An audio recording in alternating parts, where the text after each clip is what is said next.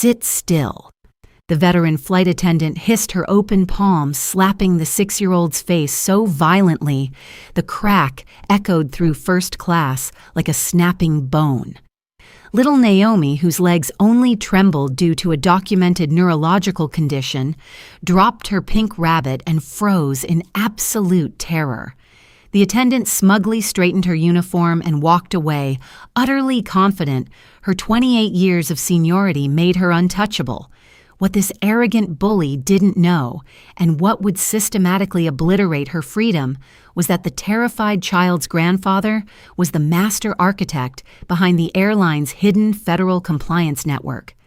In exactly 3 minutes, he would press a single button, instantly wiping out $940 million from the airline's empire and sending this untouchable attendant straight to federal prison. Victoria Hale didn't hate children. She hated disorder. 28 years in the air had carved that into her. Every wrinkled uniform, every unbuckled seatbelt, every passenger who thought the rules didn't apply to them, she took it personally. She ran her cabin the way a warden runs a cell block, quiet, controlled, obedient. And for 28 years, Atlantic Crown Airways let her do it because she never left a paper trail that couldn't be explained away. Flight 482. Chicago O'Hare to Boston Logan. Tuesday, June 22nd, p.m. boarding.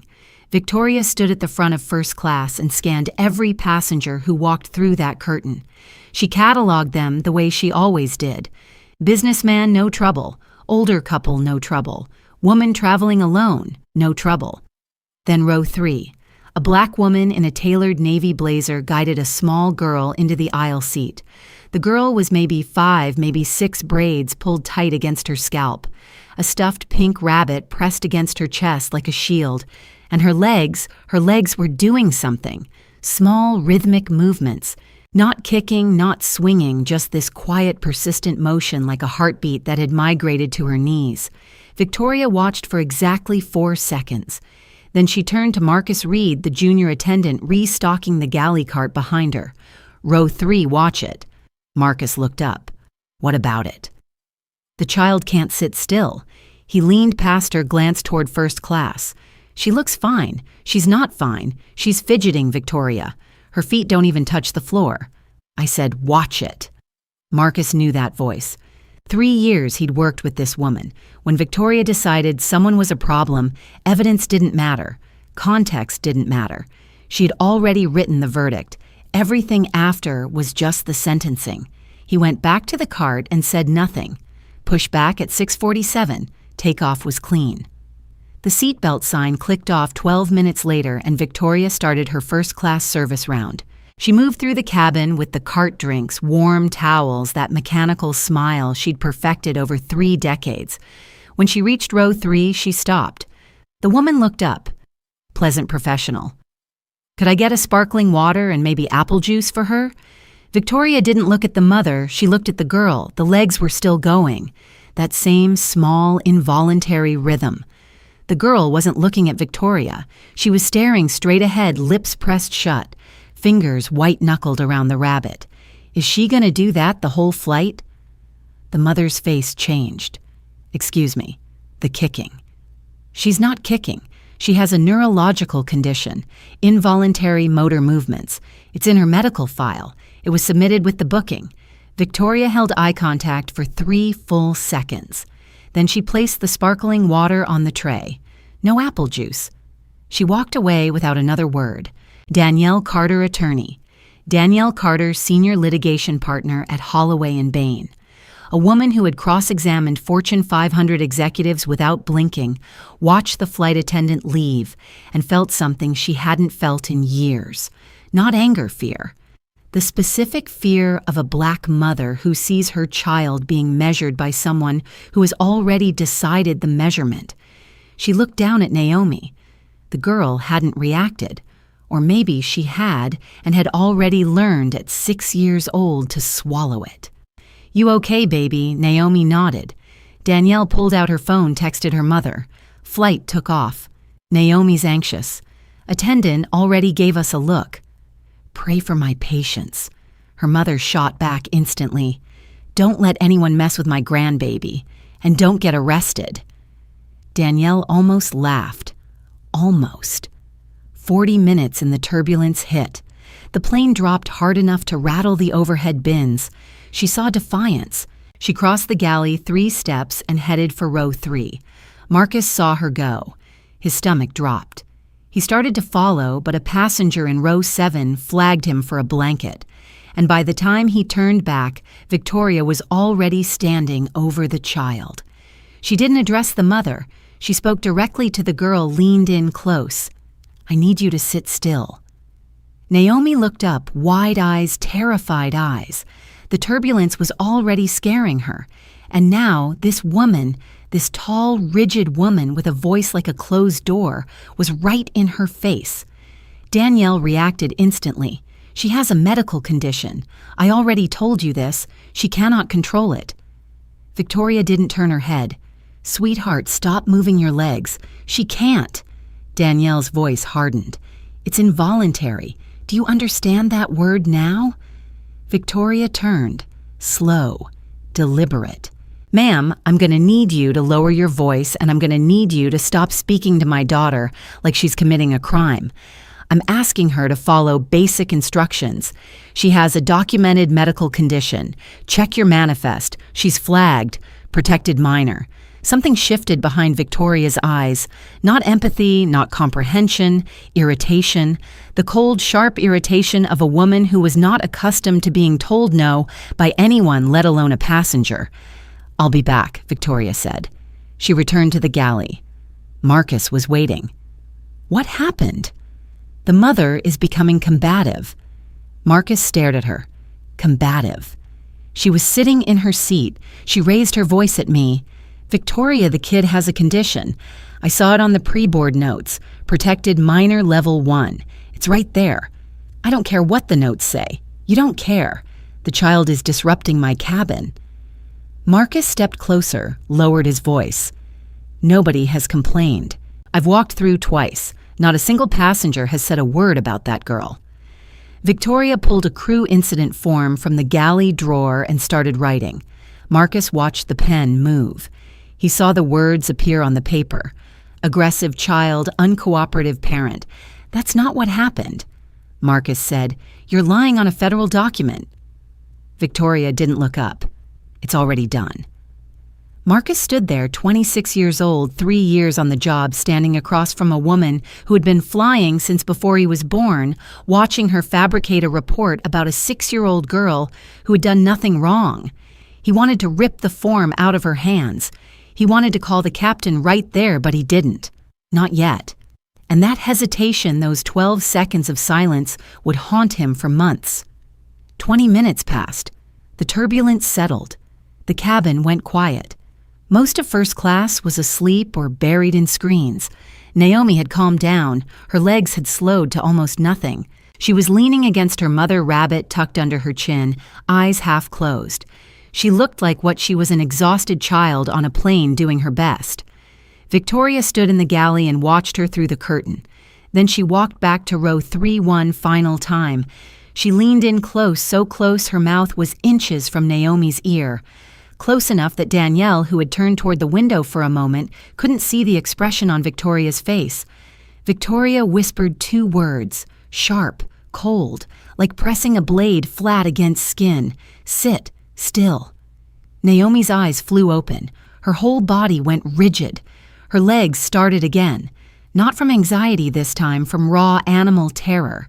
She was 6 years old and a stranger was breathing threats into her ear. And there was nowhere to run because they were sealed in a metal tube at 37,000 feet.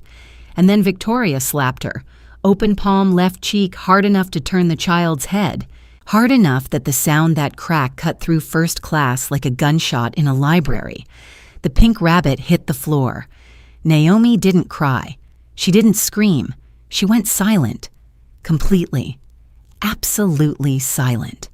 The kind of silence that isn't peace. It's shutdown.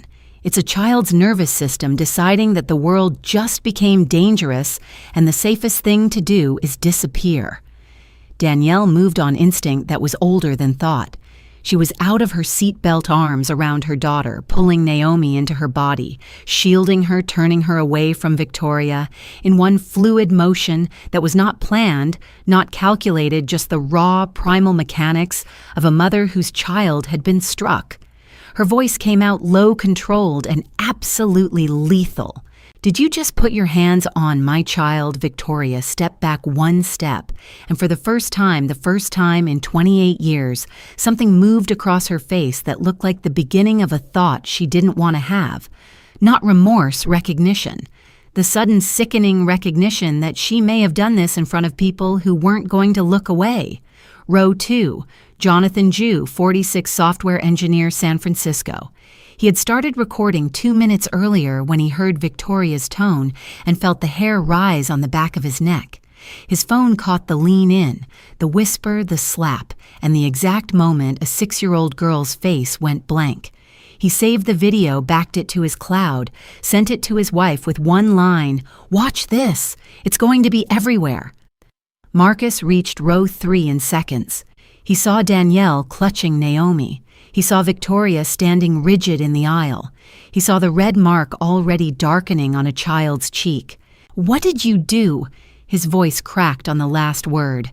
"The child lunged at me," Victoria said. "That is a lie."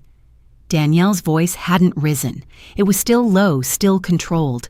And that control was more frightening than any scream. "That is a lie, and every person in this cabin knows it."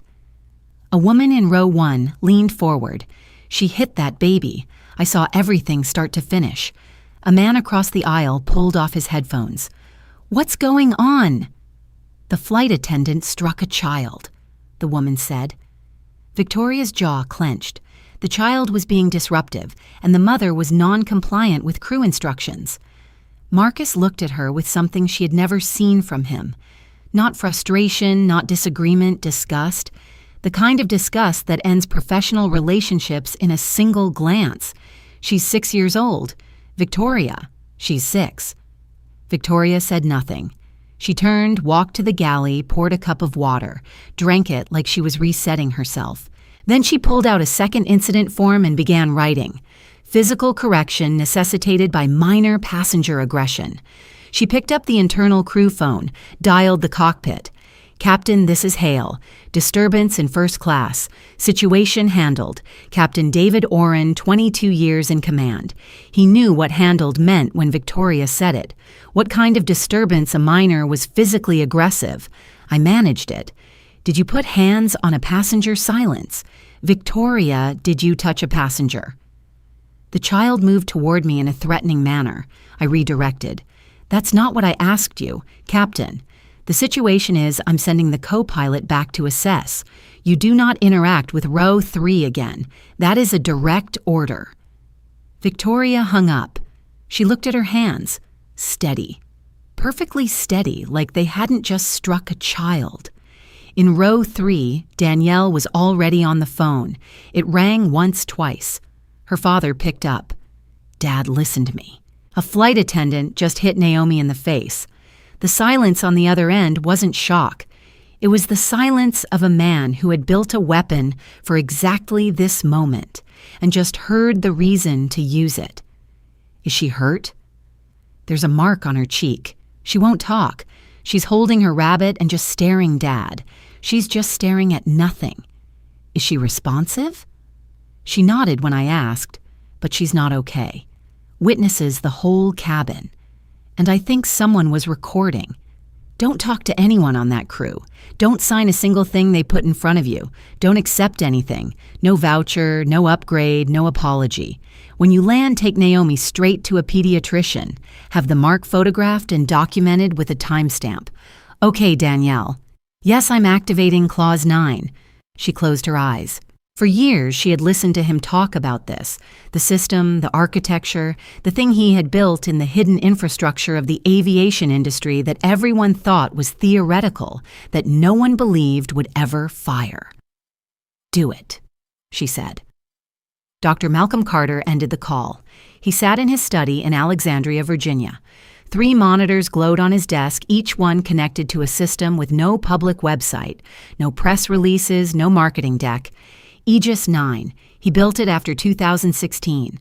After a string of incidents where children with disabilities were humiliated on commercial flights, he watched the pattern repeat. Airlines investigated themselves, reports got buried, parents got silenced with travel vouchers, and the children carried the scars while the industry carried on. So he stopped trying to change the people. He changed the infrastructure. Aegis 9 sat inside the compliance architecture of 14 carriers, including Atlantic Crown Airways. It monitored for ethical breach patterns in real time. Passenger flags, crew behavior models, audio-visual data from cabin systems, silent, invisible waiting. Naomi's ticket had been tagged since the day it was booked. Protected minor level 1, medical documentation attached, seat assignment logged. The system knew who she was before she stepped onto the jet bridge. The moment Victoria's hand connected with Naomi's face, Aegis 9 caught the cluster.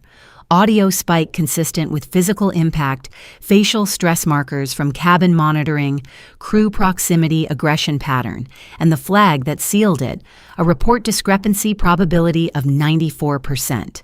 The system predicted before Victoria had even finished writing her lies that the crew's account would contradict the physical evidence.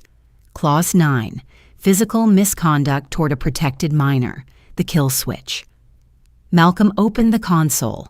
Authorization code entered. He reviewed the data packet Aegis 9 had compiled. Audio confirmation, witness proximity map, crew identification, passenger status, discrepancy flag. He pressed execute. 3 minutes. That's all it took. Atlantic Crown Airways lost access to $940 million in shared liability coverage. The compliance framework that kept their insurance valid, their federal certifications active, their international routes open, severed, not suspended, not under review, severed. Not by a lawsuit, not by a protest, not by a politician giving a speech by a grandfather sitting alone in his study who had spent 8 years building a fortress around a girl who didn't even know she was inside it. On the plane, Victoria Hale smoothed her uniform and prepared for landing. On the ground, the airline's foundation was already crumbling.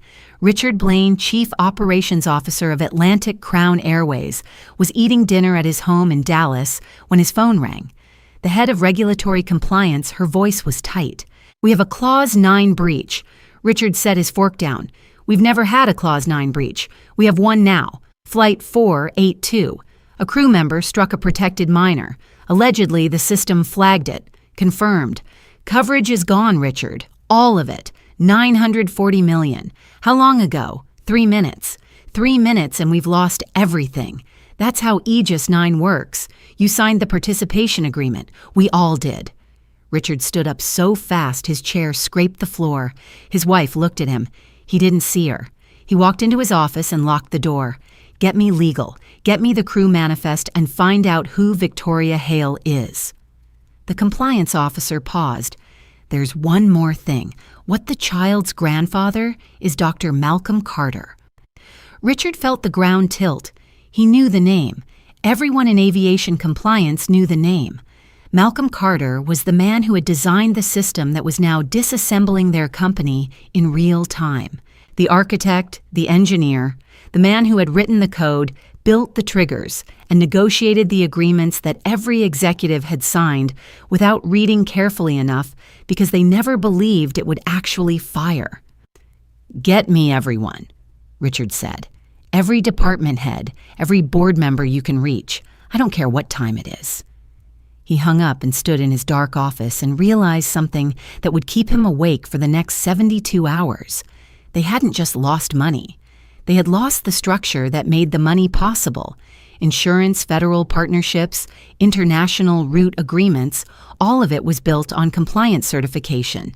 And that certification had just been pulled like a tablecloth from under a full dinner service.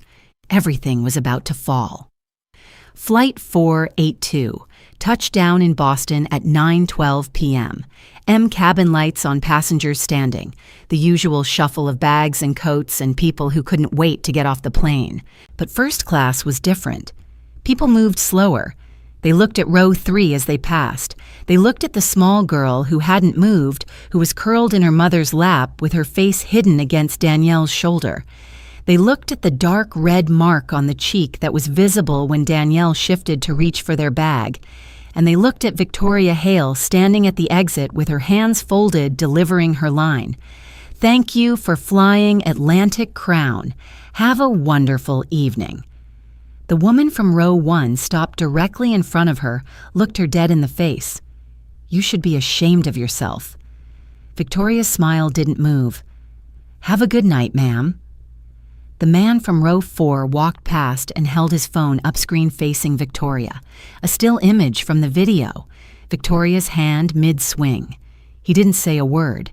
He didn't need to. Marcus was the last crew member in the cabin. He stood at the rear watching passengers deplane and pulled out his phone. He typed an email to the airline's internal ethics board. Subject line witness statement, crew misconduct flight 482. He attached every detail he could remember. Victoria's comments in the galley, the falsified incident reports the fact that he had told her about the medical flag, and she had said she didn't care. He hit send before the jet bridge door opened. Victoria walked off the plane like it was any other. Tuesday rolled her crew bag through the terminal. She stopped at a kiosk, ordered a decaf latte, checked her phone. No messages. She assumed the incident reports would hold. She assumed the company would back her the way it always had. She assumed a 6-year-old black girl with a medical condition would be easy to discredit. She assumed wrong about everything. Because while Victoria was sipping coffee in the terminal, Jonathan Shue was in the back of an Uber uploading the video to 3 platforms at once.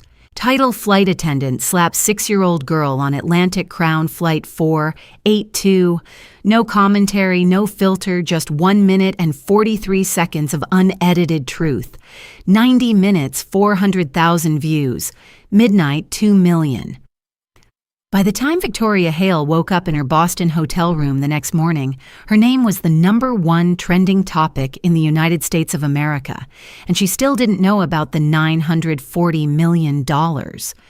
Nobody had told her. Nobody needed to, because the machine Malcolm Carter built wasn't designed to punish one woman. It was designed to hold the system accountable. The system that trained Victoria, that tolerated Victoria, that rewarded Victoria for 28 years of keeping order by any means necessary, as long as the paperwork looked clean. That system was now hemorrhaging on the table, and no amount of incident reports was going to stop the bleeding. In Alexandria, Malcolm Carter sat in his study.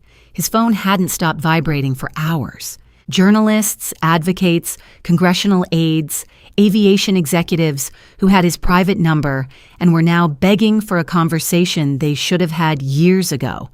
He answered none of them. He pulled up a photograph on his screen. Naomi, 6 months ago, sitting on his lap in his garden, the pink rabbit in her arms, her head thrown back, laughing at something he'd said. He couldn't even remember the joke, but he remembered the laugh. He would always remember the laugh. He touched the screen with one finger. "Nobody touches you," he whispered. "Not while I'm here." Then he closed the laptop and sat in the dark. The silence in his study was the same silence that had swallowed his granddaughter at 37,000 feet. The same weight, the same shape, but this silence had teeth. And by morning, the whole industry was going to feel the bite. By 6:14 a.m. Wednesday morning, the video had crossed 11 million views, and it was still climbing. Every major news outlet in the country had it on their front page. Cable networks ran it on loop with the slaps circled in slow motion. Social media turned Naomi Carter into a name that people whispered with the kind of tenderness usually reserved for children they personally knew. And Victoria Hale became the most hated woman in America before she even finished brushing her teeth. She found out in the worst possible way. Her phone rang at 6:21 a.m., a number she didn't recognize. She ignored it. It rang again, different number. She ignored that too. Then a text came through from her sister in Tampa. 4 words. "Vicky, what did you do?" Victoria opened her browser. She typed her own name and the screen filled with her face. Screenshots pulled from Jonathan Shu's video frozen at the exact second her hand was connecting with a 6-year-old girl's cheek. Headlines stacked on top of each other like bricks in a wall being built around her. Flight attendant caught on camera striking child.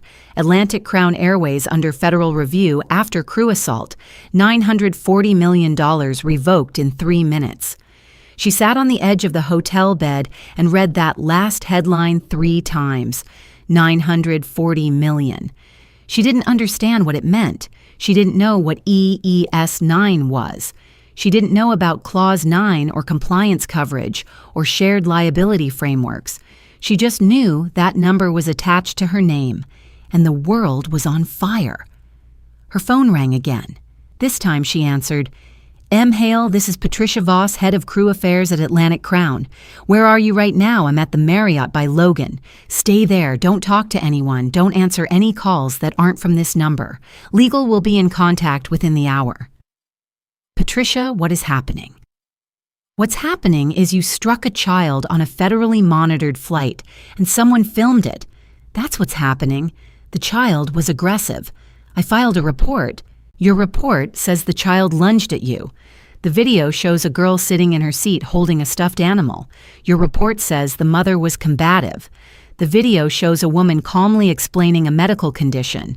Your report is a liability. Victoria, you didn't just hit a child. You lied about it on a federal document. Victoria's mouth opened, but nothing came out. Stay in the room, don't leave, don't talk to press. And for God's sake, stay off the internet. The line went dead. Victoria sat there for 11 minutes without moving. Then she did the one thing Patricia told her not to do. She went online. She read the comments. Thousands of them.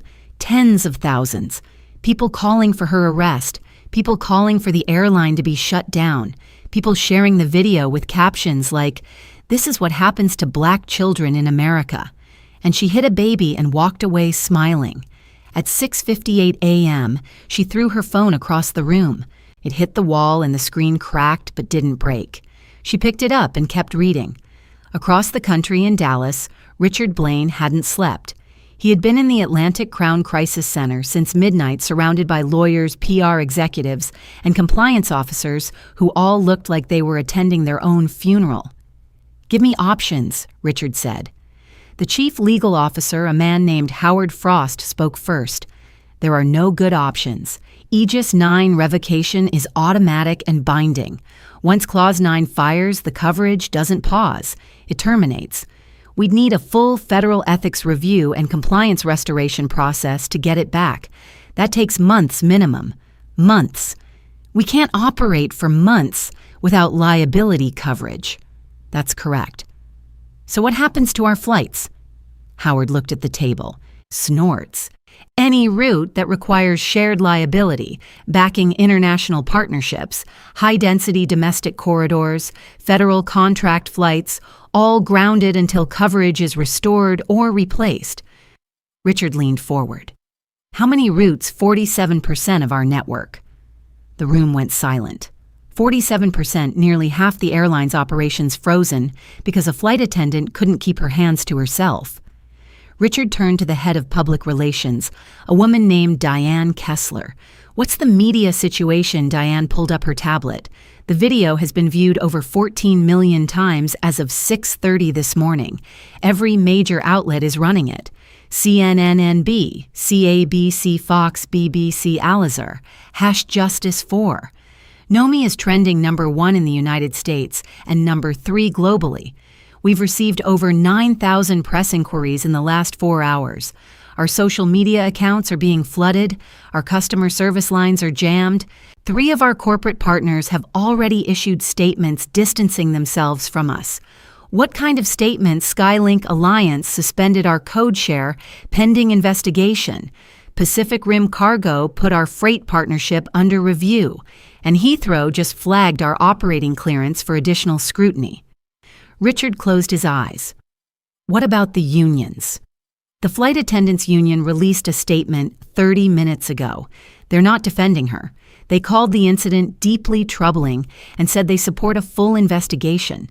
They're not backing her. Nobody is backing her. Richard, there's a video. There's no ambiguity. At 7:15 a.m., the board of directors held an emergency call. Richard sat in the conference room with his phone on speaker. 12 board members. Every one of them had seen the video. Every one of them had read the financial impact brief. The board chair, Margaret Liu, spoke with the measured precision of a woman who had survived 4 corporate crises and knew this one was different. Richard, what is the total financial exposure? Direct coverage loss is $940 million.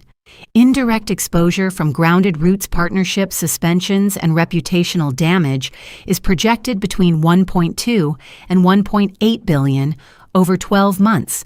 Billion. Yes, ma'am. And this was caused by a single crew member. The incident was caused by a single crew member. The systemic exposure was caused by our failure to implement the oversight protocols we agreed to when we signed on to Aegis 9. Margaret paused. Are you telling me we signed an agreement we didn't fully comply with? Richard looked at Howard Frost. Howard looked at the table. Yes, Richard said. That's what I'm telling you. Then this isn't just about a slap, Margaret said. This is about institutional negligence. Nobody argued. At 8 a.m., the Federal Aviation Ethics Commission opened a formal investigation. The announcement came through official channels but hit the news within minutes. Atlantic Crown Airways was now under federal review for crew misconduct, compliance failure, and potential civil rights violations. At 8:22 a.m., the first lawsuit was filed not by Danielle Carter, by a passenger on Flight 482 who claimed emotional distress from witnessing the assault on a child. Within the hour, 2 more lawsuits followed. At 8:45 a.m., Atlantic Crown stock dropped 9% at the opening bell. By noon, it would drop another 6%. And in a pediatric clinic in Boston, Danielle Carter sat in a white room while a doctor examined her daughter's face. Naomi sat on the exam table, legs dangling rabbit in her lap. She hadn't spoken since the plane, not a word. Not to her mother, not to the Uber driver, not to the intake nurse who knelt down and asked her name in the softest voice she had. Snorts. The pediatrician, Dr. Amara Singh, took photographs of the mark. Left cheek, reddish-purple, clear outline of finger impressions. She documented everything with timestamps and measurements. Mrs. Carter, has she spoken at all since the incident? No, nothing. Is she typically verbal? Very. She talks constantly. She narrates everything. Her teachers say she's one of the most expressive children in her class. Dr. Singh knelt in front of Naomi. Hey, sweetheart, can you tell me your rabbit's name? Naomi looked at her eyes open, present, but locked like a door that had been slammed shut from the inside. She shook her head. Dr. Singh stood and looked at Danielle. I'm going to refer her to a pediatric trauma specialist. The selective mutism, this level of withdrawal, it's consistent with acute psychological trauma. She needs to be seen soon, within the week. Danielle nodded. Her jaw was tight. Her eyes were dry. She had not cried since the plane. She was not going to cry in front of Naomi, not until her daughter was asleep and the door was closed and she could fall apart where it was safe. I'll also provide the full medical documentation for your legal team. Dr. Singh said, photographs, measurements, my clinical assessment, everything time-stamped. Thank you, Mrs. Carter. Dr. Singh paused. I saw the video this morning. What happened to your daughter? What that woman did, I want you to know that every staff member in this clinic is behind you. Whatever you need. Danielle looked at Naomi. The girl was stroking her rabbit's ear with one finger, slowly, rhythmically, the same way her legs moved on the plane. Self-soothing. A child trying to comfort herself because the world had just taught her that adults with authority could hurt her for no reason and walk away. What I need, Danielle said quietly, is for my daughter to talk again. Dr. Singh had no answer for that. By 10 a.m., Wednesday, the story had evolved beyond a viral video. Journalists started digging, and what they found turned a scandal into an earthquake. An investigative reporter at the Boston Globe named Rachel Torres pulled Victoria Hale's complaint history from 3 separate sources. What she uncovered was a pattern so clear it could have been drawn with a ruler. 14 complaints in 12 years, all from passengers of color, all dismissed internally, all marked resolved, no action required. A black businessman in 2014 who said Victoria singled him out for a bag check after he was already seated in first class. Resolved, no action. A Latina mother in 2017 who said Victoria refused to serve her a meal, claiming she had already eaten when she hadn't boarded with food. Resolved, no action. A South Asian couple in 2019 who said Victoria loudly questioned whether they were in the right cabin when they took their first-class seats. Resolved, no action. 14 complaints, 14 dismissals, 14 times. The system chose silence. Rachel Torres published the story at 10:47 a.m. with the headline, "The Pattern Behind the Slap. 14 complaints, 0 consequences." Snorts. It went nuclear within the hour. Civil rights organizations that had been circling the story now landed on it with full force. The NAACP released a statement. The Disability Rights Coalition released a statement. The National Parents Alliance released a statement. The crew member who did it had 14 prior complaints, all dismissed. The airline's own compliance systems failed, and an external safety architecture had to step in and do what the airline wouldn't do itself. This is not about one flight attendant. This is about an industry that treats accountability as optional and treats certain passengers, certain children, as less worthy of protection. I am calling for a full congressional hearing. By noon, 3 more members of Congress had co-signed the request. At 12:15 p.m., Marcus Reed did something that changed the trajectory of the case. He walked into the Boston field office of the Federal Aviation Ethics Commission and gave a 4-hour sworn statement. He told them everything. Victoria's comments before takeoff, the way she targeted row 3 from the moment she saw the mother and child, the first confrontation when she ignored the medical condition, the falsified incident reports the words, "aggressive child," an uncooperative parent, written on federal forms about a sleeping girl and a mother who never raised her voice above conversation level. He told them about the second incident form, the one Victoria wrote after the slap describing a physical correction as if striking a 6-year-old was a standard crew procedure. And he told them about the moment he hesitated. Those 12 seconds in the galley when he saw her falsifying the first report and didn't rip it from her hands. "I should have stopped it sooner," Marcus said. "I knew what she was doing. I saw her build the narrative in real time, and I didn't act fast enough." The investigator across the table, a woman named Federal Agent Carolyn Drake, asked him, "In your professional judgment, was the child at any point disruptive or aggressive?" "No." "Did the child make any threatening movement toward the flight attendant?" "No. That's impossible. She's 6 years old and she weighs maybe 40 pounds. She was sitting in her seat holding a toy. Did the mother behave in a combative manner? She advocated for her daughter. She told the flight attendant about the medical condition. She was firm but never raised her voice until after the slap. And the slap itself, did you witness it directly? I heard it from the galley. Reed, in your 26 months of working with Victoria Hale, did you ever witness behavior that suggested bias toward passengers based on race?" Marcus was quiet for a long time. Then he said, "I witnessed a pattern. She treated certain passengers differently. She was harder on families of color. She questioned their seat assignments more. She was quicker to document them. I noticed it. I should have reported it sooner. I didn't, and I have to live with that." The statement was filed at 4:30 p.m. By evening, federal investigators had also obtained the video from Jonathan Zhu, the medical records from Naomi's booking, the original and falsified incident reports from Victoria, and audio from the cockpit recording that captured Captain Oren asking Victoria directly if she had touched a passenger, and Victoria deflecting the question twice. The case was no longer a complaint.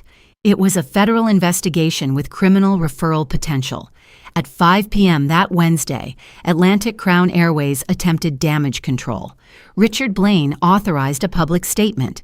It was carefully worded, reviewed by 7 lawyers, and designed to express concern without admitting liability. Atlantic Crown Airways takes the safety and dignity of every passenger seriously. We are aware of the incident on Flight 482 and are cooperating fully with federal investigators. The crew member involved has been placed on immediate unpaid suspension pending the outcome of the investigation. It lasted 43 minutes before the internet tore it apart. Unpaid suspension. She assaulted a child. That's a crime, not a policy violation. Take safety seriously. 14 complaints and 0 action. You took nothing seriously cooperating fully. You only cooperated because you got caught on camera. By 6 p.m., the hashtag Boycott Atlantic Crown was trending in all 50 states. Customers were posting screenshots of canceled bookings. Corporate travel agencies were pulling Atlantic Crown from their approved carrier lists. A petition demanding Victoria Hill's criminal prosecution reached 1 million signatures before dinner. Snorts. And in the quiet of a Boston apartment, Danielle Carter sat on the floor outside her daughter's bedroom. Naomi had fallen asleep, clutching her rabbit, still silent, still locked inside whatever place the slap had sent her. Danielle pressed her back against the wall and finally let herself break. She didn't make a sound. The tears came down her face in straight lines, and she pressed her fist against her mouth and shook. Not because of the airline, not because of the money, not because of the media, because her daughter, her bright, talkative, curious, beautiful daughter, had been hit by a stranger for the crime of having a body that moved differently. And now that daughter wouldn't speak. Her phone buzzed a text from her father. "How is she, Danielle?" typed back with shaking hands, asleep, still not talking. Malcolm responded, "She will give her time. She's stronger than all of us." Then a second message. "The hearing is set. Federal Ethics Commission Thursday next week. They want me there." Danielle stared at the message. Thursday. 8 days. In 8 days, her father would sit across from the people who had allowed this to happen, and the industry that had looked away for decades would have to answer for what it had created. She typed back one word, "Good." Then she put the phone down, pressed her head against the wall, and listened to her daughter breathe through the closed door, each breath steady, each breath proof that Naomi was still there, still inside herself, waiting for the world to become safe enough to come back out. Danielle made a silent promise in that hallway, not to the cameras, not to the public, to her daughter. "Nobody will ever make you feel small again, not while I'm standing." 8 days felt like 8 months, but Thursday came. At 7:42 a.m., Dr. Malcolm Carter put on a dark gray suit, adjusted his tie in the bathroom mirror, and stood there for a moment looking at himself. 71 years old, 38 years in aerospace data architecture snorts. 8 years building a system that everyone told him was unnecessary, paranoid, and impossible to enforce. And now he was about to walk into a federal hearing room and explain to a panel of officials why that system had just cost an airline nearly $1 billion and why it should have cost them more. His phone buzzed. "Danielle, Dad, are you ready? I've been ready for 8 years. Naomi said something this morning." Malcolm's hand stopped on his tie. "What did she say?" "She asked me if Grandpa was going to make the mean lady go away." Malcolm closed his eyes. He pressed the phone against his forehead and breathed. Then he brought it back to his ear. "Tell her yes." He hung up, picked up his briefcase, and walked out of his house in Alexandria. A black car was waiting at the curb. He got in and didn't speak the entire ride to the Rayburn House office building in Washington, D.C. The hearing room was already full by 8:30 a.m. Federal Aviation Ethics Commission members sat along a raised platform. Congressional observers from the House Transportation Committee filled the side section. Journalists packed the gallery. Camera crews from every major network were positioned along the back wall. At the respondents' table sat Richard Blaine, flanked by 3 Atlantic Crown attorneys. He looked like a man who had aged 10 years in 8 days. His skin was gray, his eyes were hollow. He kept straightening papers that didn't need straightening. At the petitioner's table sat Dr. Malcolm Carter alone. No lawyer, no aide, just a man with a briefcase and the weight of everything he had built. The commission chair, Judge Eleanor Marsh, opened the proceedings at 9 a.m. sharp.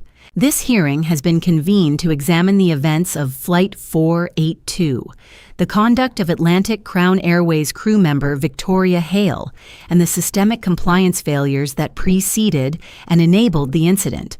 Dr. Carter, as the architect of the Aegis 9 compliance framework, you may present your statement.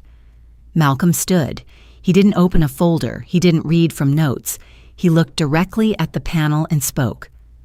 On the evening of Tuesday, October 15th, a flight attendant employed by Atlantic Crown Airways physically struck my granddaughter Naomi Carter, age 6, across the face during Flight 482 from Chicago to Boston. My granddaughter has a documented neurological condition that causes involuntary motor movement. This condition was flagged in the airline system at the time of booking. The crew was notified through standard pre-board protocols. The flight attendant was informed directly by my daughter during the flight. And still that flight attendant chose to assault a child. He paused. But I'm not here to talk about what Victoria Hale did. I'm here to talk about what Atlantic Crown Airways allowed her to become. Richard Blaine shifted in his seat. His lead attorney, a sharp-faced man named Gregory Phelps, whispered something in his ear. Richard shook his head. Malcolm continued, Victoria Hale had 14 formal complaints lodged against her over 12 years. Every single one involved a passenger of color. Every single one was marked resolved. No action required. I want you to hear that number again. 14. 14 families told this airline that something was wrong. 14 times this airline chose silence. And a 6-year-old girl paid for that silence with a handprint on her face and a voice. She still hasn't fully recovered. A murmur moved through the gallery. Judge Marsh didn't silence it. When I built Aegis 9, Malcolm said, people told me I was building a solution for a problem that didn't exist. Airlines assured me their internal systems were sufficient. Executives told me that embedding a live ethics monitoring layer was invasive, expensive, and unnecessary.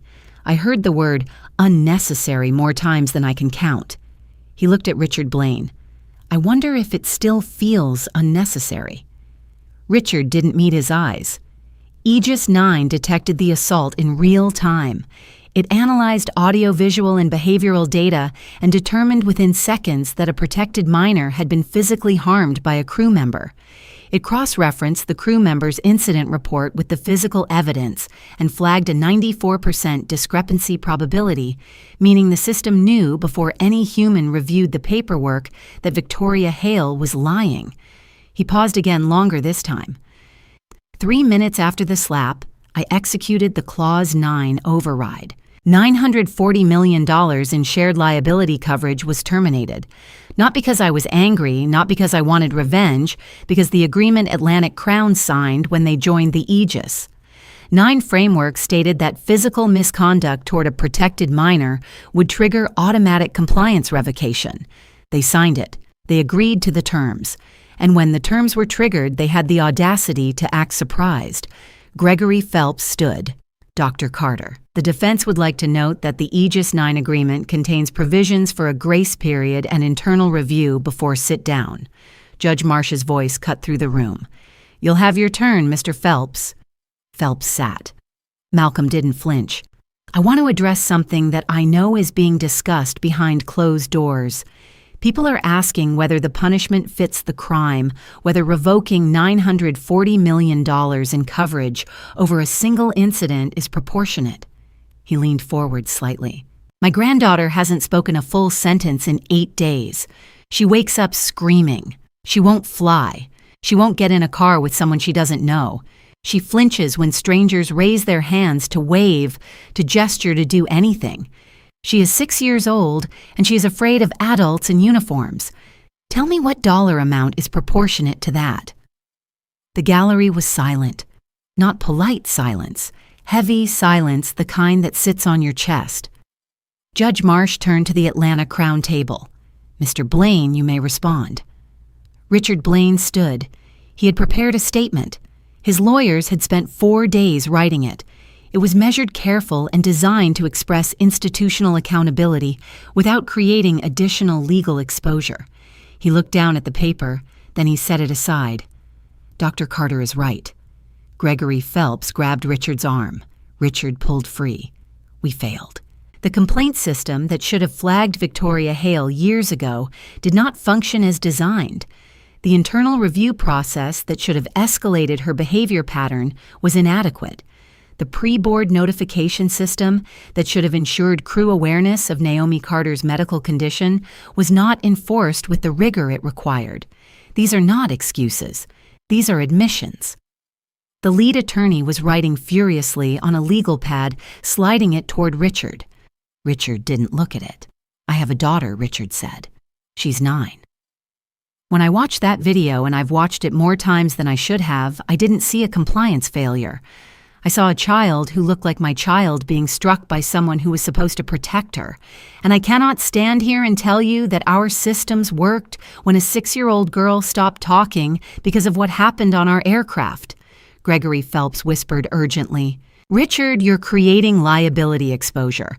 I know exactly what I'm creating, Richard said without turning his head. Judge Marsh watched this exchange and said nothing. She let the moment hold. At 10:17 a.m., the commission called its first witness, Marcus Reed.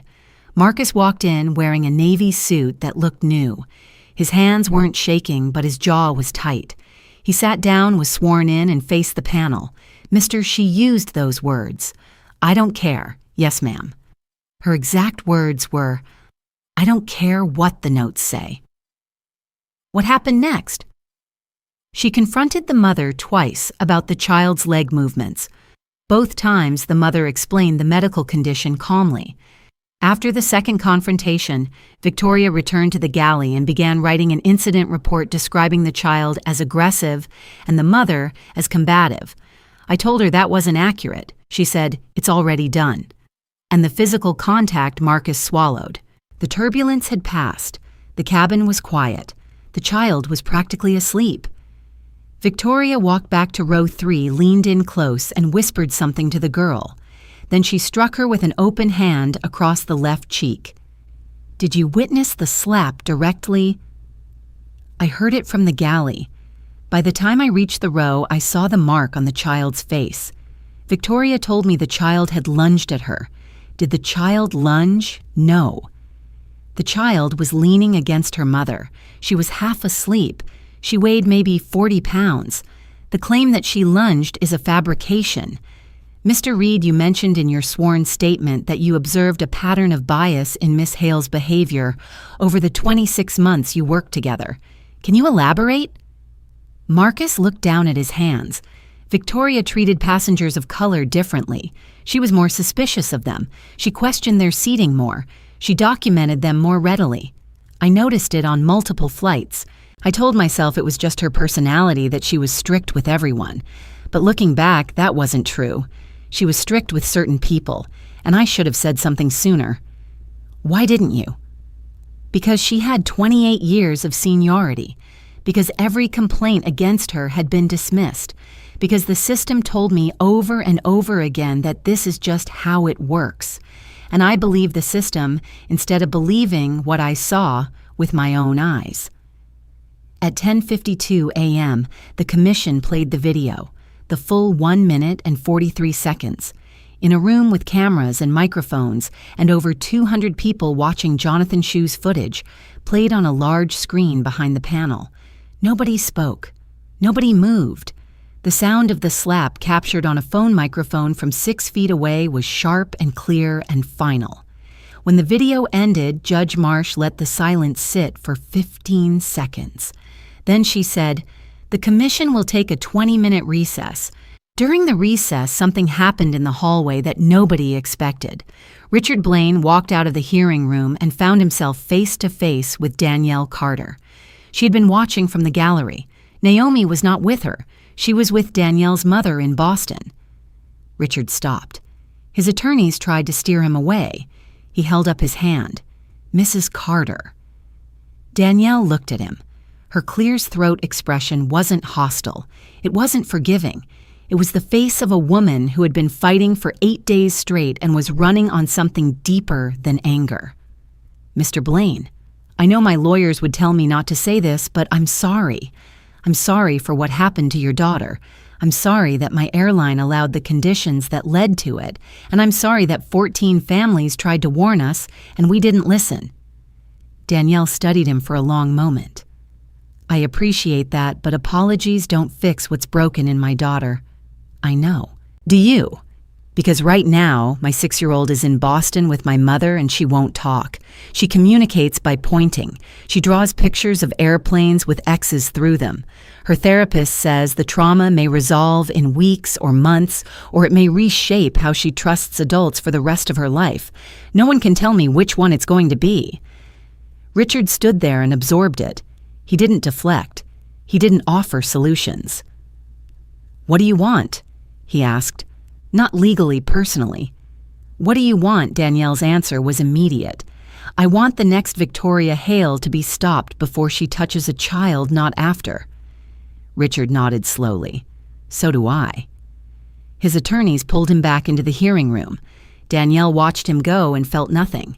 Not anger, not satisfaction, just the hollow weight of a mother who knew that no hearing, no statement, and no amount of money was going to give her back the sound of her daughter's voice saying, "Mama, look at the clouds." The Snorts hearing resumed at 11:30 a.m., and then came the moment that every journalist in the room would lead with. Judge Marsh called Victoria Hale. Victoria had been subpoenaed 3 days earlier.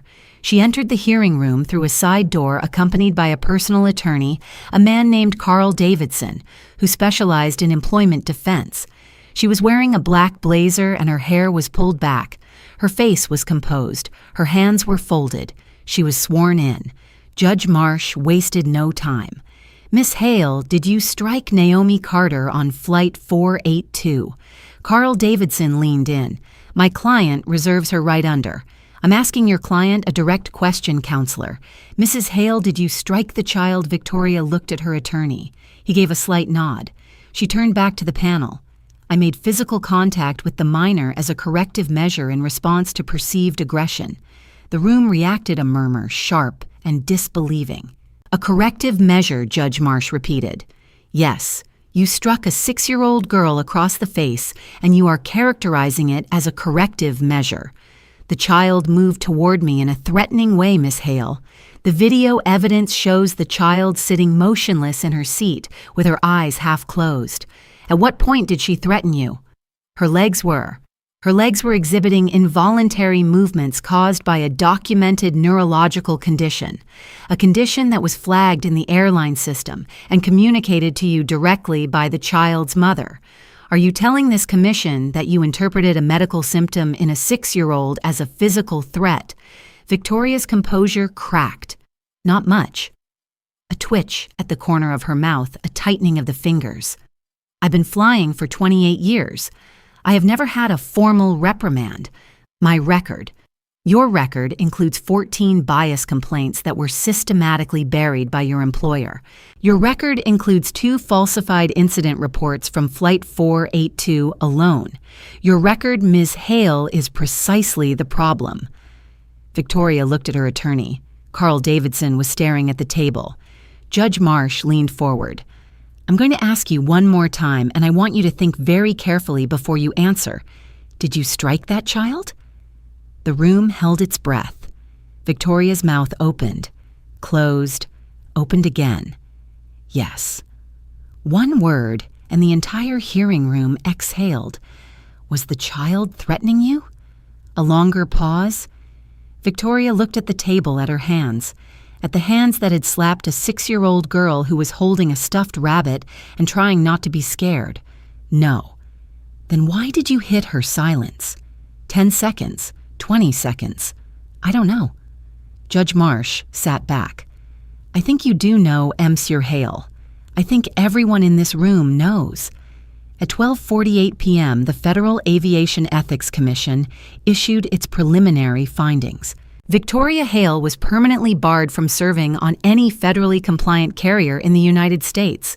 Atlantic Crown Airways was placed under 18-month federal compliance monitoring. The airline was suspended from 3 major international partnership networks pending completion of mandatory ethics reform, and the Commission recommended criminal referral to the Department of Justice for the assault of a minor. Victoria Hale stood when the findings were read. She didn't react. She didn't cry. She didn't protest. She picked up her bag, looked at her attorney, and walked toward the side door. As she passed the gallery, a woman in the second row, a stranger, someone nobody knew, said loud enough for everyone to hear, "She still thinks she did nothing wrong."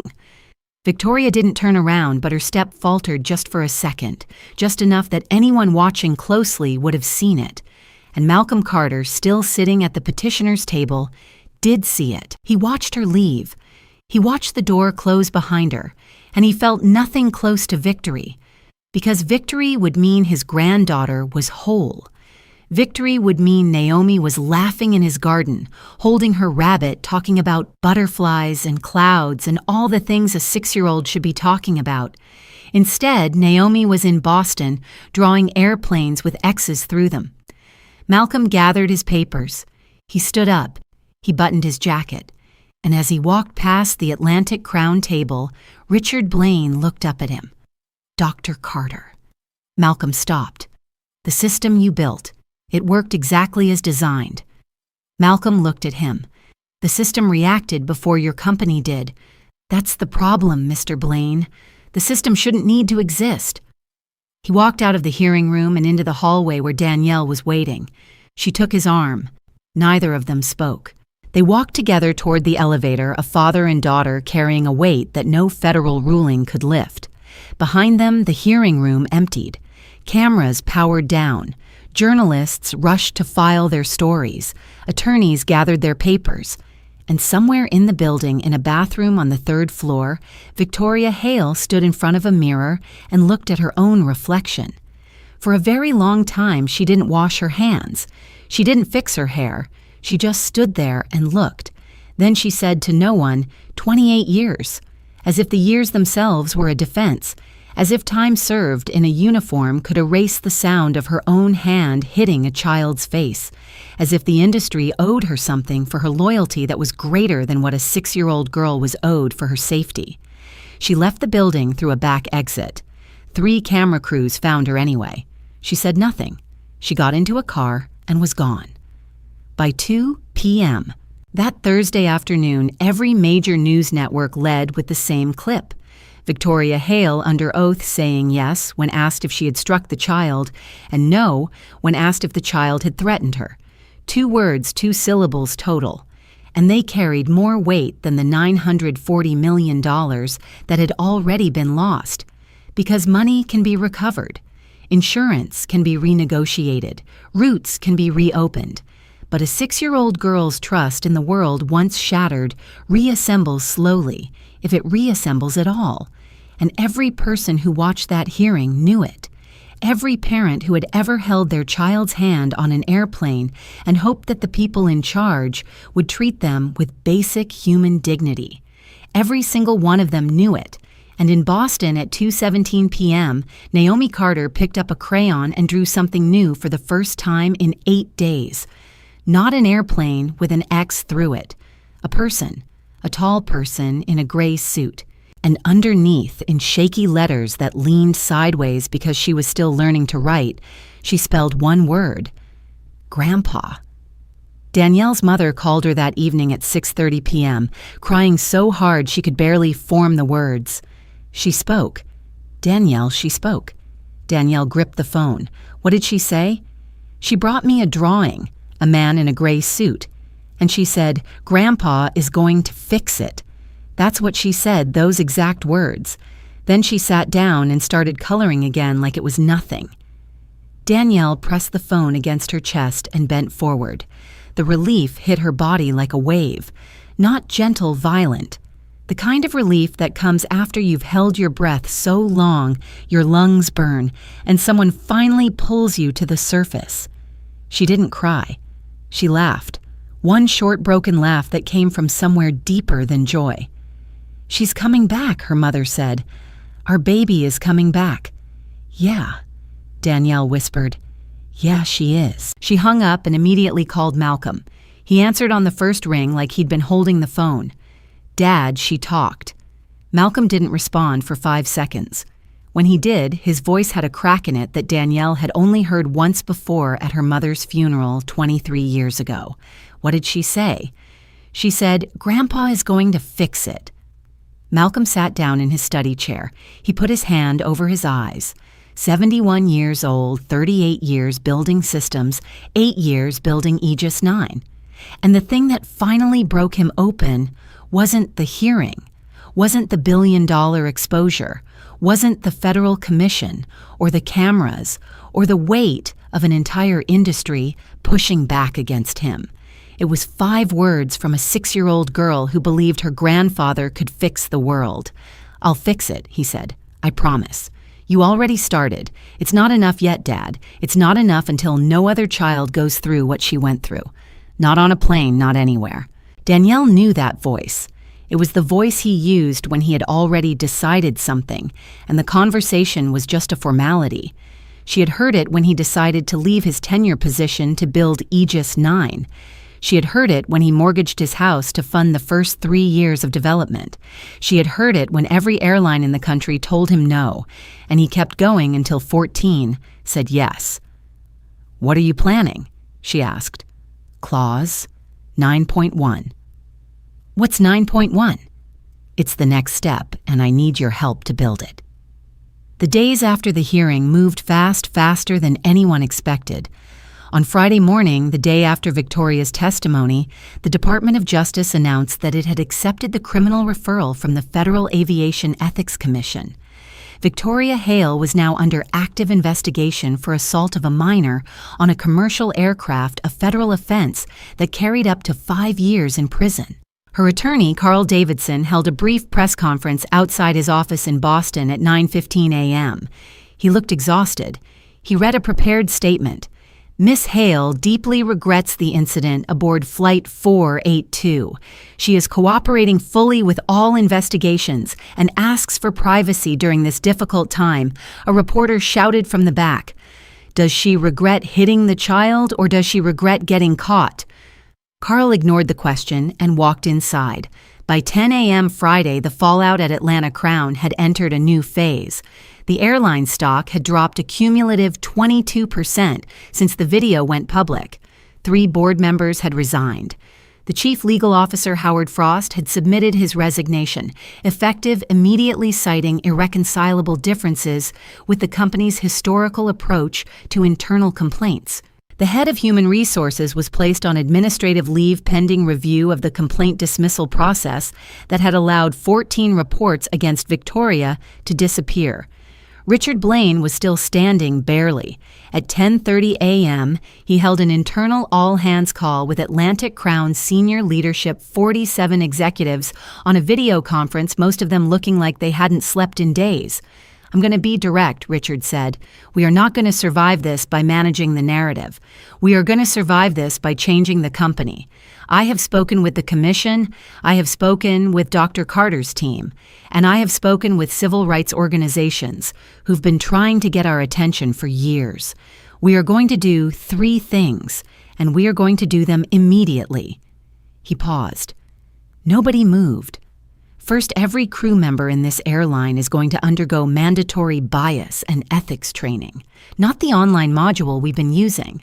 Live-in-person training developed in partnership with disability rights and civil rights organizations. Richard reopening 15 years of complaints creates enormous legal exposure.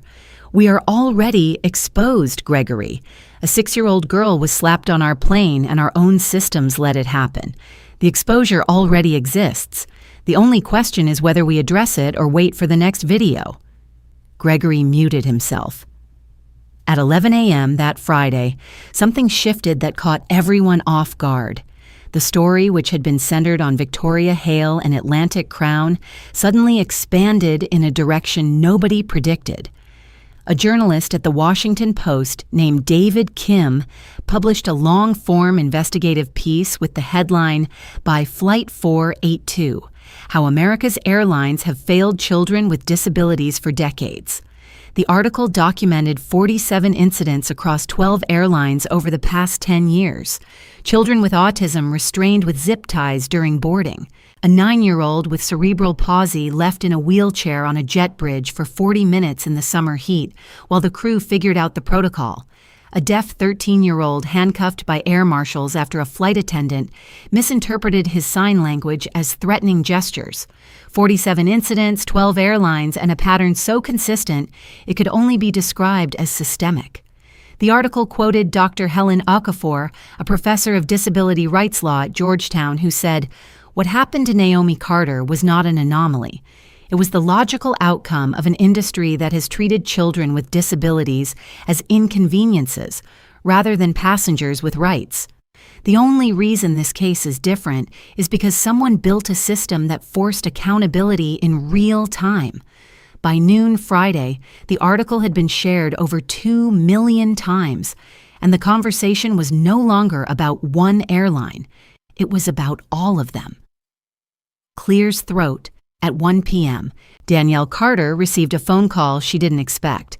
It was from Senator Patricia Holloway of California, the ranking member of the Senate Commerce Committee. "Mrs. Carter, I'll be brief. I've watched the hearing footage. I've read the Post article. And I've spoken with 3 of my colleagues on both sides of the aisle. We want to introduce federal legislation requiring real-time ethics monitoring on all U.S. commercial carriers.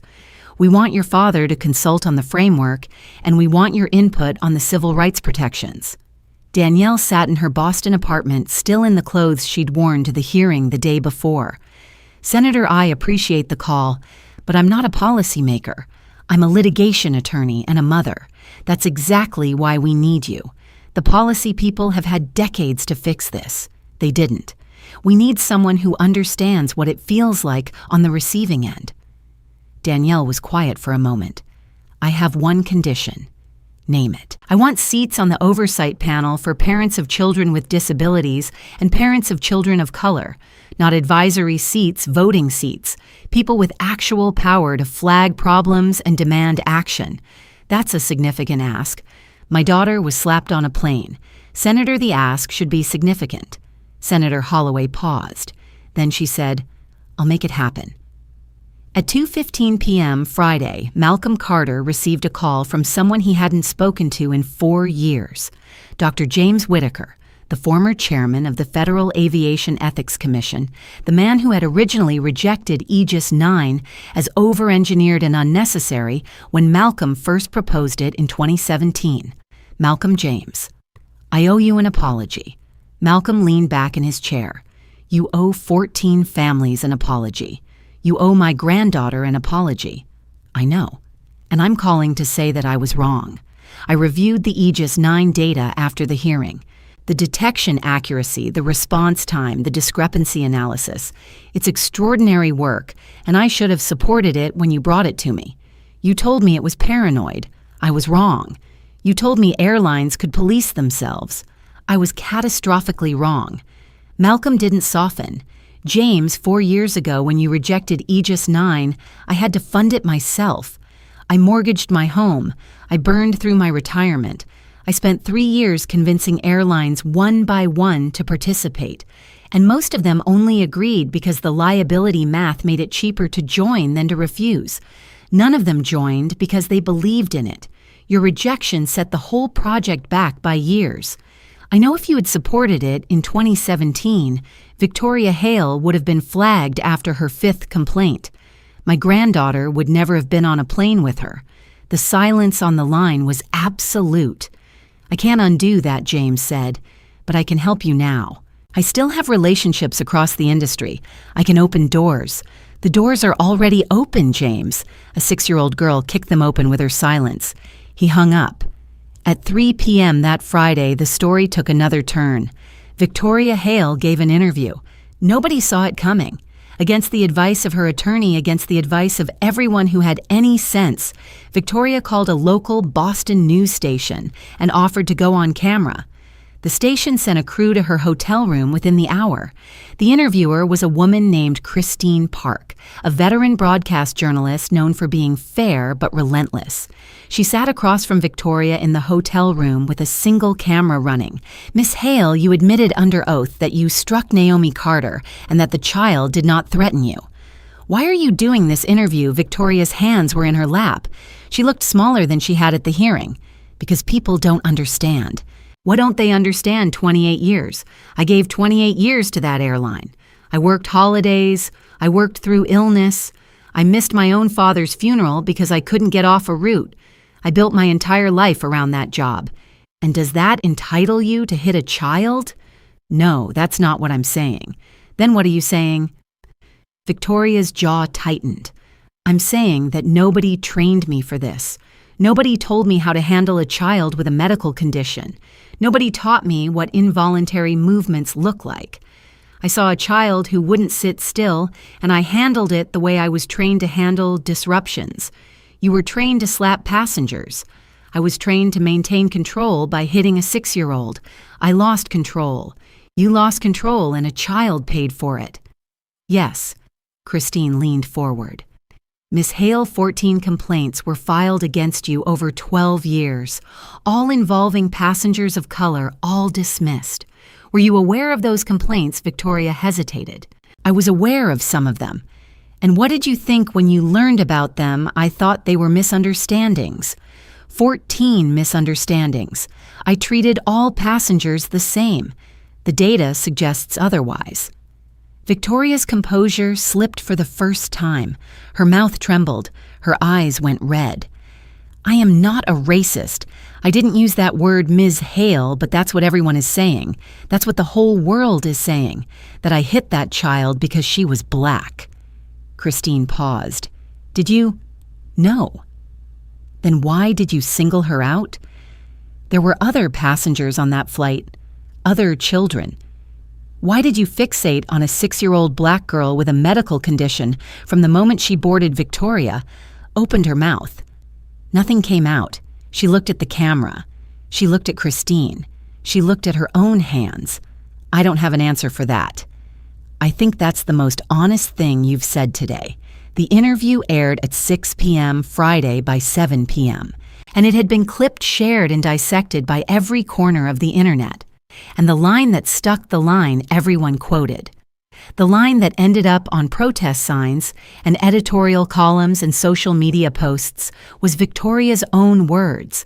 "I don't have an answer for that," because the truth she couldn't admit, that her own biases had been operating unchecked for 28 years under the protection of a system that rewarded compliance over compassion, was the same truth the entire industry was now being forced to confront. By Saturday morning, the momentum was unstoppable. 3 more airlines voluntarily enrolled in the Aegis 9 framework, bringing the total from 14 to 17. 2 airlines that had previously rejected Malcolm's proposals called his office directly and asked to reopen discussions. The National Association of Flight Attendants issued a statement supporting mandatory ethics training and calling for an independent review of complaint dismissal processes across the industry. At 9 a.m. Saturday, Malcolm and Danielle held their first working call to draft Clause 9.1. Malcolm explained what he had in mind. Clause 9 was reactive. It triggered after an assault occurred. Clause 9.1 is preventive. It creates automatic escalation when a protected minor displays nonverbal distress markers, and crew behavior simultaneously registers aggression patterns. It flags the situation before contact happens. It alerts the captain, the ground team, and the airline's ethics office in real time. Danielle listened carefully. So if Clause 91 had been active on Flight 482, Victoria would have been flagged the second she made her first aggressive approach toward Naomi. The captain would have been notified. She would have been pulled from cabin service before the slap ever happened. Before. That's the whole point, Danielle. Punishment doesn't protect children. Prevention does. She was quiet for a moment. I want a parental notification component. If a protected minor is flagged in a distress situation, the parent or guardian should receive a real-time alert, even if it's just a discreet notification on their phone. Parents shouldn't have to wait until something happens to find out their child is at risk. Malcolm wrote it down. Done. And I want the complaint review process built into the framework. No more airlines investigating themselves. Independent third-party review for every crew complaint involving a minor or a passenger with a disability. Done. And Dad. Yes. I want Victoria Hale's 14 complaints in the public record not as punishment as evidence, so that when people argue this was an isolated incident, there's proof that it wasn't. Malcolm looked at his notes. 23 provisions already drafted, a framework that would fundamentally reshape how airlines protect their most vulnerable passengers. And at the center of it, not engineering, not data architecture, not compliance law. A mother's rage channeled into something permanent. I'll make sure it's included, he said. Thank you. By Saturday afternoon, Senator Holloway's office confirmed that the Passenger Dignity Act was being drafted with bipartisan support. The bill would mandate real-time ethics monitoring on all U.S. commercial carriers with more than 50 aircraft. It would require independent oversight panels with voting seats for parents' disability advocates and civil rights representatives. It would establish federal standards for crew training on disability awareness and implicit bias, and it would create a protected minor classification system based on the Aegis 9 model. The news broke at 4 p.m. Saturday. By Sunday morning, 23 senators had signaled support, and at 10 a.m. Sunday, something happened that no legislation could have produced. Naomi Carter called her grandfather. Danielle handed her the phone without prompting. Naomi took it with both hands, pressed it to her ear, and said, "Hi, Grandpa." Malcolm was sitting in his garden, the same garden where the photograph on his desk had been taken, the same chair, the same sunlight. "Hi, baby girl. Mama said you went to a big room and told people what happened." "I did." "Were you scared?" Malcolm smiled. Tears ran down his face, but his voice was steady. "A little bit. Yeah, I was scared too on the plane. I know you were. And I'm so sorry you were scared, Grandpa." "Yeah, baby. Is the mean lady going to be on planes anymore?" "No, she's not." "Good." A pause. "Grandpa, can I fly again someday?" Malcolm closed his eyes. The question hit him in the center of his chest like a fist. A 6-year-old girl asking if the sky was safe enough to return to? A child who should have been asking about butterflies and ice cream and why the moon follows the car at night. Instead, asking if the world would hurt her again. "Yes," he said. "And next time, I'll be sitting right next to you. Promise, promise." "Okay. I love you, Grandpa. I love you more than everything, Naomi." She handed the phone back to Danielle and walked away, clutching her pink rabbit, and sat down at the kitchen table and picked up a crayon. She started drawing. Not airplanes with X's this time. She drew 2 people sitting side by side, one big, one small, and above them, in the shaky handwriting of a child who was learning to reclaim the world one line at a time, she wrote the word flying. Malcolm sat in his garden for a long time after the call ended. He held the phone in his lap and watched the light move across the grass and felt something he hadn't felt since the night Danielle called him from the plane. Hope. Not the abstract kind, not the political kind, the kind that lives in a 6-year-old's voice asking if she can try again, the kind that says, "The world broke something in me, but I'm not done yet." He picked up the phone and called Danielle one more time. "She's going to be okay," he said. Danielle's voice was barely a whisper. "How do you know?" "Because she wants to fly again, and a child who wants to fly again hasn't given up on the world." That night, Malcolm sat at his desk until 200 a.m., finalizing the clause 9.1 framework. Every provision, every trigger, every safeguard. He built it the way he had built everything in his career, with precision, with data, with the cold architecture of a man who understood systems, But this time, underneath the code and the protocols and the legal language, there was something else, something no algorithm could replicate. The sound of his granddaughter's voice saying, "Can I fly again someday?"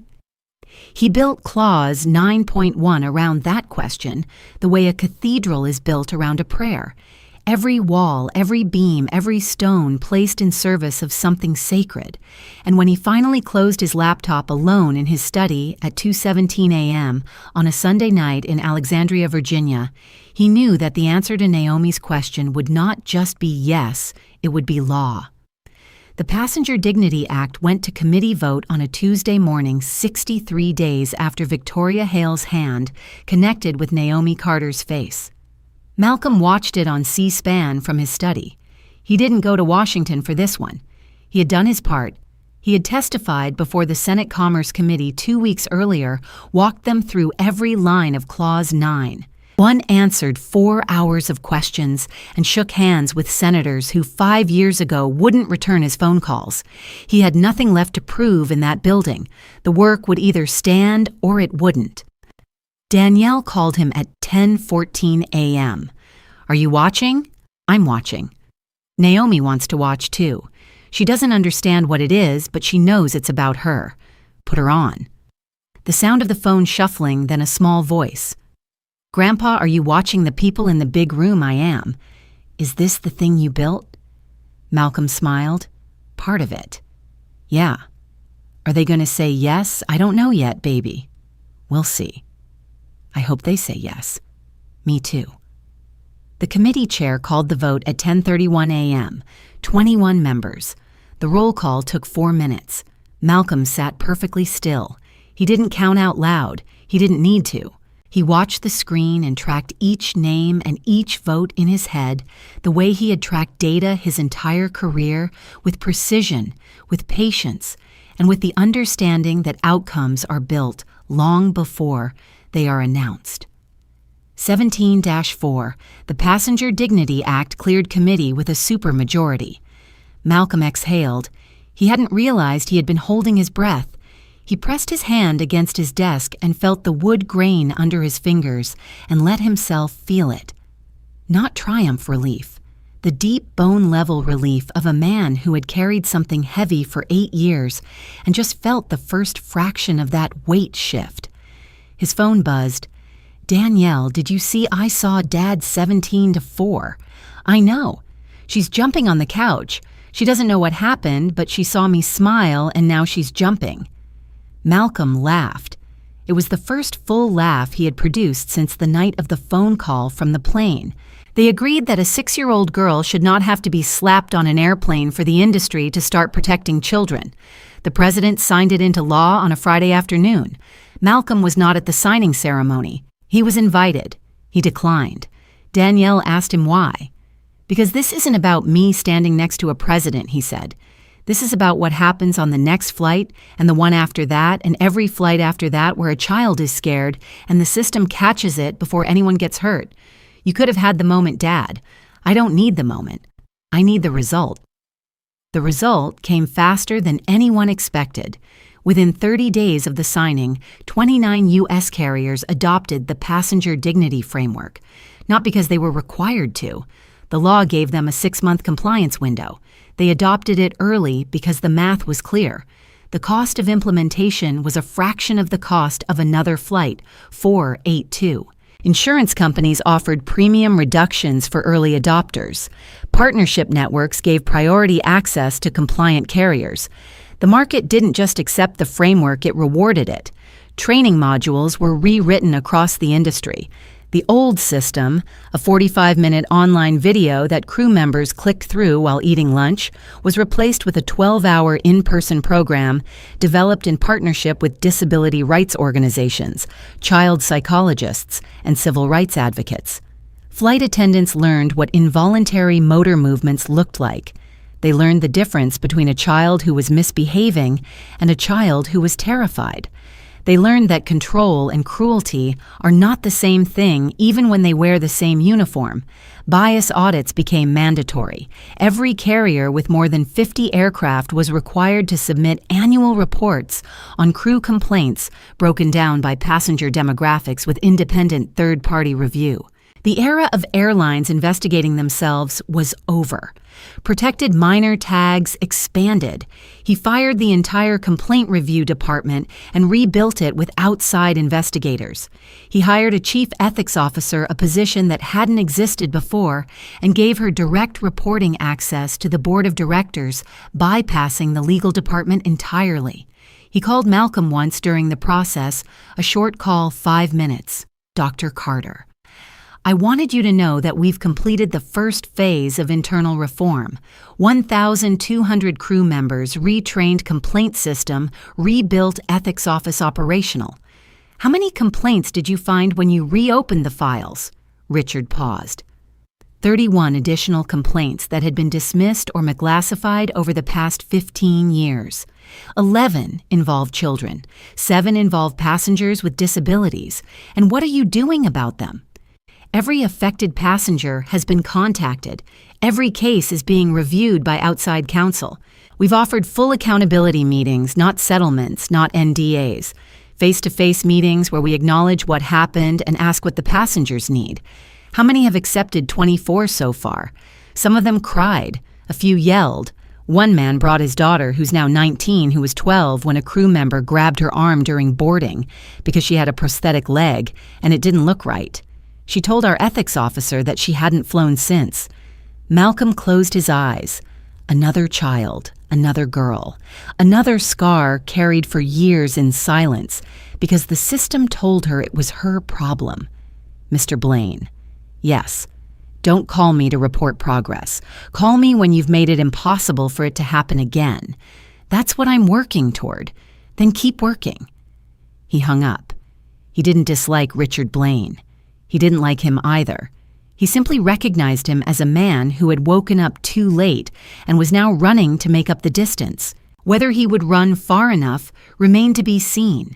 Victoria Hale's criminal case went to trial 4 months after the signing of the Passenger Dignity Act. She was charged with assault of a minor on a federal aircraft. The trial lasted 6 days. The prosecution played the video. They called Marcus Reed, who testified again. They called Dr. Amara Singh, who documented the physical and psychological injuries. They called Jonathan Shue, who explained why he had started recording and described the sound of the slap as something he still heard when he closed his eyes at night. The defense called Victoria herself. Carl Davidson put her on the stand and tried to build a narrative of a dedicated professional who had a single lapse in judgment after 28 years of distinguished service. The prosecutor, a woman named Assistant U.S. Attorney Renee Gibson, dismantled it in cross-examination. Ms. Hale, you testified that you had a momentary lapse. Is that correct? Yes. Was it a momentary lapse when you told your colleague to watch the family in row 3 before takeoff? Victoria didn't answer. Was it a momentary lapse when you approached the child twice and ignored the mother's explanation of a medical condition?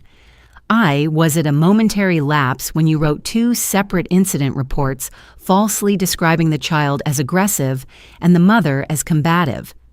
Those reports reflected my perception Your perception was that a sleeping 6-year-old holding a stuffed rabbit was aggressive. That's your testimony. Carl Davidson stood. Objection. Counsel is badgering. Overruled, the judge said. The witness may answer. Victoria looked at the jury. 12 faces. None of them were looking at her with sympathy. I made a mistake, she said. You didn't make a mistake, Miss Hale. You made a choice. You chose to target that child from the moment she boarded. You chose to ignore documented medical information. You chose to fabricate reports, and you chose to strike a 6-year-old girl across the face hard enough to leave finger marks on her cheek. Those aren't mistakes. Those are decisions. The jury deliberated for 3 hours and 27 minutes. Guilty. Assault of a minor on a federal aircraft. Victoria was sentenced to 18 months in federal custody and 3 years of supervised release. And Naomi was healing. The selective mutism had resolved within 3 weeks of the hearing. Her therapist, Dr. Karen Wells, a pediatric trauma specialist in Boston, worked with her twice a week using play therapy and gradual exposure techniques. By the second month, Naomi was talking freely again to her mother, to her grandmother, to her grandfather on the phone every evening at 7 p.m. sharp because Malcolm never missed a call. By the third month, she was back at school. Her teacher, a woman named Miss Robbins, called Danielle after the first week. "I just want you to know Naomi stood up in front of the class today and told them about her rabbit. She said his name is Captain, and he protects her on airplanes." The other kids asked her questions, and she answered every single one. She was beaming. Mrs. Carter absolutely beaming. Danielle pressed the phone against her forehead and breathed. "Thank you for telling me that. She's remarkable. Yeah, she really is." But there was one thing Naomi hadn't done yet. She hadn't flown. Danielle didn't push it. Dr. Wells didn't push it. They let Naomi lead. They let her talk about planes when she wanted to and change the subject when she didn't. They let her draw pictures of airplanes, which she did often always with 2 people inside, one big and one small. They let her watch planes take off from a park near Logan Airport, which she asked to do one Saturday and then sat on a bench for an hour, holding Captain, watching the jets climb into the sky. She pointed at one and said, "That one's going far." Danielle said, "Maybe it's going to see Grandpa." Naomi smiled. "Can we go see Grandpa?" Danielle's heart stopped. "You mean on a plane?" Naomi nodded slowly, deliberately, like she had been thinking about it for a long time and had finally decided, "I want to fly again, Mama, but Grandpa has to sit next to me. He promised." Danielle called Malcolm that night. She wants to fly. Malcolm was quiet for 3 seconds. When she says, "When you're ready." "I was born ready. Book the tickets." They flew on a Saturday, Boston to Washington, D.C. Danielle booked 3 seats in a row. Naomi by the window, Malcolm in the middle, Danielle on the aisle. Naomi walked down the jet bridge holding Malcolm's hand with her left and Captain the rabbit with her right. Her legs were doing their thing, the small, involuntary movements that had started all of this. She didn't try to hide them. She didn't apologize for them. She walked onto that plane exactly as she was. The flight attendant at the door, a young woman, maybe 25, knelt down and said, "Hi there. Welcome aboard. What's your friend's name?" Naomi looked at her, studied her face, assessed her the way a child who has been hurt by an adult in a uniform assesses every adult in a uniform who comes after. Then she said, "His name is Captain. He's brave." The flight attendant smiled. "He looks brave. You must be brave too." Naomi looked up at Malcolm. He squeezed her hand. "She's the bravest person I know," Malcolm said. They took their seats. Naomi pressed her face against the window and watched the ground crew work. Her legs were moving. The rhythm was steady, constant, unstoppable, the same rhythm that Victoria Hale had seen as defiance, and the rest of the world was now learning to see as simply Naomi. The engine spooled up. The plane began to taxi. Naomi reached over and grabbed Malcolm's hand tight. Her knuckles went white. "Grandpa, right here, baby." What if someone is mean again?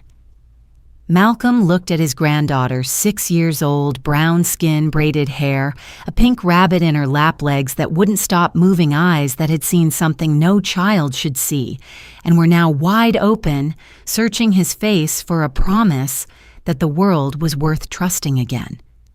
Then the system catches them before they get close to you. That's what I built it for. That's what all of it was for. You built it for me. I built it for every kid like you. But yeah, baby, especially for you. The plane turned onto the runway. The engines roared. Naomi gripped Malcolm's hand tighter. Danielle reached across and put her hand on top of both of theirs. The plane accelerated. The nose lifted. The wheels left the ground. And Naomi Carter, 6 years old, flew. She didn't scream. She didn't cry. She pressed her face against the window and watched the city shrink below her. And the clouds rushed toward her, and she said so quietly that only Malcolm could hear it, "We're going up, Grandpa. We're going up." The clouds are right there. "They are. Can I touch them?" "Not today, but someday." She turned to him and smiled. A full smile, the kind that uses every muscle in a child's face and lights up the space around them like a small sun igniting. It was the same smile from the photograph on his desk, the one in the garden, the one he had touched with his finger on the night everything started. She was back. The flight landed in Washington 57 minutes later, smooth, unremarkable. The kind of flight that happens 10,000 times a day across the country without anyone thinking about it. But for 3 passengers in row 6, it was everything. When they deplaned, Malcolm carried Naomi on his hip through the terminal. She was talking non-stop about the clouds, about the tiny cars on the highway, about how the flight attendant had given her extra pretzels and called Captain Sir. She was talking the way she used to talk before Flight 482, like the world was interesting and safe and full of things worth describing. Danielle walked beside them, listening, not speaking, just absorbing the sound of her daughter's voice like rain after a drought. 1 year later, on the anniversary of the incident, the Smithsonian National Air and Space Museum opened a small installation in its Virginia annex. It wasn't large, a single display case with a touchscreen and a plaque. The display told the story of the Passenger Dignity Act, how it came to be what it required and what it changed. The touchscreen allowed visitors to explore the Aegis 9 framework, the Clause 9.1 provisions, and the data on complaint resolution improvements across the industry. The plaque read, "Clause 9, built to protect the quietest voices." It didn't mention Naomi by name. Danielle had asked that it wouldn't. "She's not a symbol," she told the museum director. "She's a child. Let her be a child." But the museum director, a man who had raised a son with autism and understood exactly what Danielle meant, added one detail to the display that wasn't in the official record. Behind the plaque, visible only if you leaned in close, was a small engraving of a rabbit. Malcolm saw it the first time he visited. He stood in front of it for a long time. Then he turned to Danielle, who was standing beside him, and said, "They got it right." Yeah, they did. 2 years after Flight 48, 229 carriers were fully compliant. 11 more were in the adoption pipeline. Complaint resolution times had dropped from an average of 14 months to 45 days. Crew bias incidents involving children had decreased by 61%. And not a single Clause 9 violation had been triggered since the framework expanded. Not because problems had disappeared, but because Clause 9.1 was catching them before they reached the point of harm. The system was working not perfectly, not completely, but working. Marcus Reed left Atlantic Crown Airways and became a trainer in the new ethics certification program. He taught flight attendants across the country. He always started his sessions the same way. "I stood 12 seconds too long before I acted." 12 seconds. That's all it takes for someone to get hurt. Your job is to make those 12 seconds 0. Jonathan Shue never sought attention for the video. He declined interviews, declined speaking invitations, declined a documentary crew that wanted to film his account. When a journalist finally tracked him down and asked why he recorded the incident, he said, "Because I have a daughter, and if that was her, I would want someone to have proof." Richard Blaine stayed at Atlanta Crown for 3 more years. He oversaw the full transformation of the company's ethics infrastructure. When he finally stepped down, he did one last thing. He wrote a personal letter to every family affected by the 31 reopened complaints. Handwritten, no lawyers, no corporate language, just a man who had learned too late that leadership isn't about managing consequences, it's about preventing them. Victoria Hale served 11 months of her 18-month sentence. She was released on good behavior. She moved to a small town in upstate New York. She never worked in aviation again. She never gave another interview. She lived quietly away from cameras, away from airports, away from the sound of jet engines that would forever be connected to the sound of her own hand hitting a child's face. Whether she changed is a question only she could answer, and she never did. And Naomi Carter grew up. She flew with her grandfather twice a year, once in the spring, once in the fall. It became their tradition. Malcolm would pick her up in Boston and they would fly somewhere together. Sometimes Washington, sometimes New York. Once when she was 8, they flew to Chicago, and Malcolm showed her the gate where Flight 482 had departed. Naomi looked at it for a long time. Then she said, "It's just a door, Grandpa." That's exactly what it is he said, just a door. She still carried Captain the Rabbit when she flew even at 8, even at 9. Her classmates asked her why she still had a stuffed animal, and she said, "Because he was with me on the hardest day and he didn't let go. You don't stop carrying someone just because you're bigger now." Her teacher overheard it and called Danielle that evening crying. At 10 years old, Naomi wrote a school essay titled, "My Grandpa Built a Shield." It was 3 paragraphs long. She described in the language of a 10-year-old how her grandfather had built a computer system that protected children on airplanes. She didn't mention the slap. She didn't mention Victoria Hale. She wrote, "Sometimes people are mean and they don't even know why. My grandpa can't stop people from being mean, but he built something that catches it fast. So by the time you feel scared, someone is already coming to help." The essay won a school writing contest. Danielle framed it and hung it in the hallway.